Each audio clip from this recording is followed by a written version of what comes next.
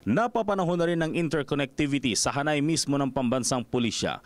Paliwanag ng mga telecom expert ang pagkakaroon ng isang secured telecom facilities ng pambansang pulisya ang magbibigay pa ng higit na kredibilidad sa kampanya nito laban sa lahat ng uri ng krimen at droga. Subalit hindi daw dapat umasa sa wireless technology lamang kahit pa ito ang nauuso ngayon. Lalo pat nauuso rin ang hacking sa pamamagitan ng wireless. You're thinking more of broadband and internet rather than the traditional telephone.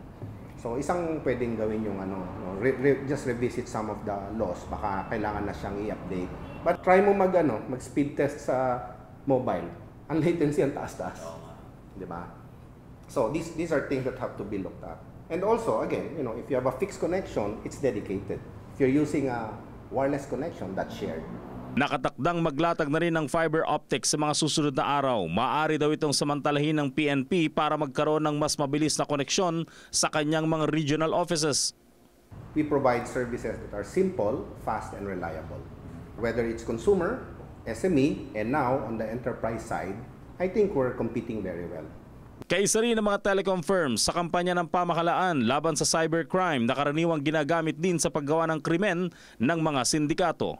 Para sa PTV News, George Bandola.